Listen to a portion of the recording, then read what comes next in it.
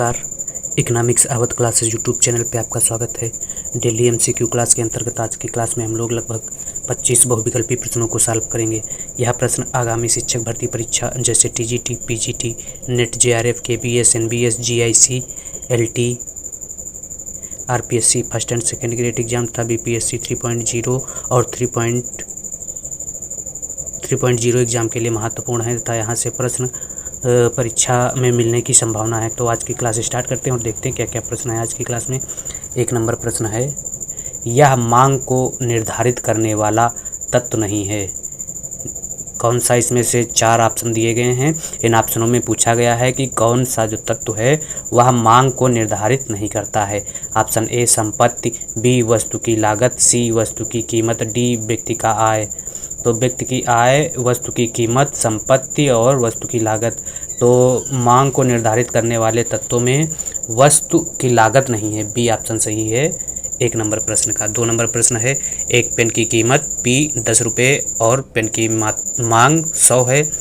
यदि मांग पेन की बढ़ाकर 150 तथा कीमत घटकर 5 रुपये हो जाती है तब मांग की कीमत लोच क्या होगी। तो मांग प्रारंभ में कीमत 10 रुपये है, फिर कीमत बढ़ के हो जा रही है, घट के हो जा रही है 5 रुपये। जब कीमत 10 रुपये है तो मांग जो है पेन की 100 हो रही है, और जब कीमत घट जा रही तो मांग 150 हो जा रही है। तो डीपी कितना हो जाएगा, 5 हो जाएगा, और डी डेल्टा डी इसको कह सकते हैं, यह हो जाएगा -50।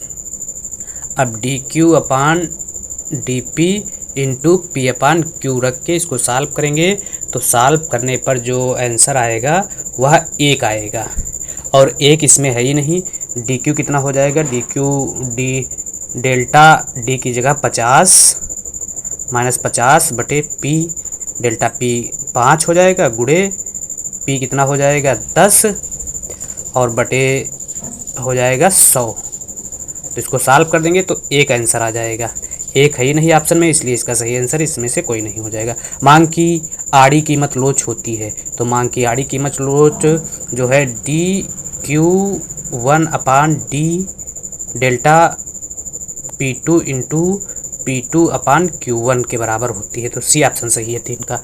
अगला 4 नंबर प्रश्न, यदि मांग वक्र दाहिनी ओर विवर्तित होता है तो यह दर्शाता है मांग में वृद्धि को, मांग में कमी को, मांग पूर्ति में वृद्धि को, पूर्ति में कमी को। यदि मांग वक्र जो है दाहिनी ओर विवर्तित होता है तो यह मांग में वृद्धि को दर्शाता है। मांग में वृद्धि ए ऑप्शन में दिया गया है, ए सही है। अगला 5 नंबर प्रश्न क्या कह रहा है, एक मांग वक्र के विभिन्न बिंदुओं पर मांग की लोच समान होती है, अलग होती है, अनंत होती है, शून्य होती है। तो एक मांग वक्र के विभिन्न बिंदुओं पर मांग की लोच जो है अनंत होती है, 5 का सही आंसर बी है। अगला 6 नंबर प्रश्न क्या कह रहा है, यदि कीमत 40 इकाई तथा सीमांत आय 20 इकाई है तो मांग की कीमत लोच क्या होगी। तो मांग की कीमत लोच निकालने के लिए ए आर बटे A R minus M R हो जाएगा। ए आर कितना दिया गया है, ए आर का मतलब हुआ कीमत, तो 40 बटे 40 माइनस 20, तो ये 20 बचेगा, 20 बटे 40 2 आंसर आ जाएगा। तो 2 का मतलब हुआ इकाई से अधिक होगी मांग की लोच, इकाई से अधिक। 6 में ए आंसर सही है। अगला स्वतंत्र वस्तु के लिए मांग की लोच क्या होती है, तो स्वतंत्र वस्तु के लिए मांग की लोच जो है वह 0 होती है, बी ऑप्शन सही है, या शून्य होती है। इसके अलावा पूरक वस्तुओं के लिए मांग की लोच जो है वह ऋणात्मक होती है, स्थानापन्न वस्तु के लिए धनात्मक होती है, और पूर्ण स्थानापन्न वस्तु के लिए अनंत होती है मांग की लोच। तो इस प्रकार से 7 नंबर प्रश्न में स्वतंत्र वस्तु के लिए मांग की लोच पूछी गई है। तो स्वतंत्र वस्तु के लिए मांग की लोच शून्य होती है, बी ऑप्शन सही है 7 नंबर प्रश्न का। अगला 8 नंबर प्रश्न, मांग की लोच दर्शाता है ऑप्शन ए आय में परिवर्तन को, बी कीमत में परिवर्तन को, सी मात्रा में होने वाले परिवर्तन को, डी मात्रा में होने वाले परिवर्तन की दर को। तो मांग की लोच दर्शाता है मात्रा में होने वाले परिवर्तन की दर को। 8 का सही आंसर डी है। अगला 9 नंबर प्रश्न क्या कहलाता है, गणना करते समय निम्न में से कौन स्थिर रहता है, वास्तविक आय, मूल्य अनुपात, मौद्रिक आय, यह सभी। गणना करते समय निम्न में कौन स्थिर रहता है, तो मौद्रिक आय जो है स्थिर रहती है। 9 का सही आंसर सी है। अगला 10 नंबर क्वेश्चन, किस अर्थव्यवस्था में उपभोक्ता को सम्राट कहा जाता है? पूंजीवादी, गांधीवादी, समाजवादी, मिश्रित। तो पूंजीवादी अर्थव्यवस्था में उपभोक्ता को सम्राट कहा जाता है। 10 का सही आंसर ए है। अगला 11 नंबर प्रश्न है, उपभोक्ता उस बिंदु पर संतुलन में होता है जहां कुल उपयोगिता बराबर कीमत होती है। सीमांत उपयोगिता ज़्यादा होती है कीमत से, सीमांत उपयोगिता कम होती है कीमत से, सीमांत उपयोगिता कीमत के बराबर होती है। तो उपभोक्ता उस बिंदु पर संतुलन में होता है जहां पर सीमांत उपयोगिता कीमत के बराबर होती है। 11 का सही आंसर डी है। अगला 12 नंबर क्वेश्चन, निम्न चित्र में प्रदर्शित है। तो यह चित्र क्या प्रदर्शित कर रहा है? उसी कीमत पर जब मांग बढ़ती है तो उसे मांग में वृद्धि कहते हैं। प्रारंभ में मांग जो है OX थी, कीमत स्थिर थी, फिर मांग क्या हो गई? OX1 हो गई। तो क्या हुआ? मांग में वृद्धि हो गई। कीमत स्थिर रहने पर मांग जब दाएं तरफ खिसकती है तो कह सकते हैं मांग में वृद्धि हुई है। अगला 13 नंबर प्रश्न क्या है? उत्पादन फलन का विचार संबंधित है आवंटन दक्षता से, आर्थिक दक्षता से, तकनीकी दक्षता से, यह सभी। तो उत्पादन फलन का विचार जो है तकनीकी दक्षता से संबंधित है। तकनीक सी ऑप्शन में दिया गया है। 13 का सही आंसर सी है। अगला 14 नंबर प्रश्न, एजवर्थ उत्पादन बॉक्स में एकमात्र संभव साम्यावस्था स्थितियां वहां होती हैं जहां समोत्पाद वक्र एक दूसरे को काटते हैं, समोत्पाद वक्र एक दूसरे को स्पर्श रेखा होते हैं, समोत्पाद कटक रेखाएं एक दूसरे को काटते हैं, समोत्पाद एक दूसरे के समांतर होती हैं। तो एजवर्थ बॉक्स वक्र में एकमात्र संभव साम्यावस्था स्थित वहाँ होती है जहाँ समोत्पाद वक्र एक दूसरे को स्पर्श करते हैं। स्पर्श का मतलब बी ऑप्शन सही है 14 नंबर प्रश्न का। अगला 15 नंबर प्रश्न, शुद्ध एकाधिकारी निर्धारण कर सकता है कीमत, उत्पादन मात्रा, या तो कीमत या उत्पादन मात्रा, कोई नहीं। तो शुद्ध एकाधिकारी जो है या तो कीमत या उत्पादन मात्रा दोनों निर्धारित कर सकता है। 15 का सही आंसर सी है। अगला 16 नंबर प्रश्न क्या कह रहा है? अति अल्पकालीन बाजार वह बाजार होता है जिसमें बाजार पूर्ति वक्र पूर्णतः बेलोचदार होता है। पूर्णतः बेलोचदार ए ऑप्शन में है। 16 का सही आंसर ए है। अगला 17 नंबर प्रश्न, बाजार की वह कौन सी दशा है जिसमें फर्म ही उद्योग है? अल्पाधिकार, पूर्ण प्रतियोगिता, एकाधिकारिक प्रतियोगिता, एकाधिकार। तो बाजार की वह कौन सी दशा है जिसमें फर्म ही उद्योग है? तो एकाधिकार में फर्म ही उद्योग होती है। 17 का सही आंसर बी है। 18 नंबर प्रश्न, विभेदात्मक एकाधिकार की स्थिति में यदि MR1 ज़्यादा है MR2 से तो एकाधिकारी प्रथम बाजार में बिक्री नहीं करेगा, दूसरे बाजार में कम बिक्री करेगा, दूसरे बाजार का उत्पादन कम करके पहले बाजार में अधिक बिक्री करेगा।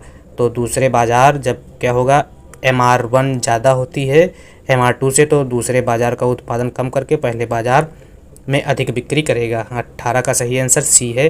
अगला 19 नंबर प्रश्न क्या कह रहा है? विक्रय लागतों की संकल्पना दी थी जॉन रॉबिन्सन ने, चैम्बरलिन ने, स्टिगलर ने, एडम स्मिथ ने। तो विक्रय लागतों की संकल्पना चैम्बरलिन द्वारा दी गई थी। 19 का सही आंसर बी है। अगला 20 नंबर क्वेश्चन, VMP सीमांत उत्पाद का मूल्य है। तो सीमांत उत्पाद जो है MPP इंटू AR होता है। सीमांत उत्पाद का मूल्य MPP इंटू AR होता है। तो ए ऑप्शन सही है। अगला 21 नंबर प्रश्न, यूलर के प्रमेय का संबंध है मुद्रास्फीति से, जनसंख्या से, वितरण से, कर प्रणाली से। तो यूलर के प्रमेय का संबंध वितरण से है। वितरण सी ऑप्शन में दिया गया। तो 21 का सही आंसर सी है। अगला 22 नंबर प्रश्न, उपभोक्ता आय में हुई वृद्धि का 20% बचत करता है, गुणक का मान होगा। तो 20% का बचत करता है तो गुणक का मान 5 हो जाएगा। अगला 6 नंबर प्रश्न है के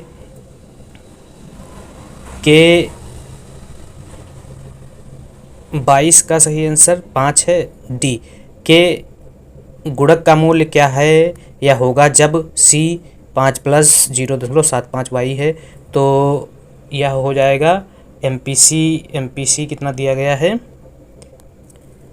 MPC 0.75 दिया गया है।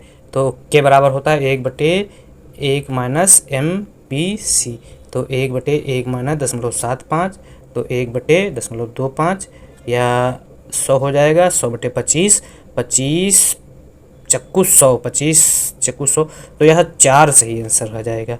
22 का सही आंसर बी है। अगला 22 नहीं 23 नंबर प्रश्न का सही आंसर जो है वह हो जाएगा ए। अगला 24 नंबर प्रश्न, वैगनर का नियम किससे संबंधित है? सार्वजनिक आय, सार्वजनिक व्यय, ए तथा बी दोनों से, ना तो ए ना तो बी। तो वैगनर का नियम जो है सार्वजनिक आय से संबंध रखता है, सार्वजनिक व्यय से संबंध रखता है, सार्वजनिक व्यय, वैगनर का नियम सार्वजनिक व्यय से संबंध रखता है, जो राज्य की बढ़ती हुई क्रियाओं के संबंध में अपना विचार देते हैं।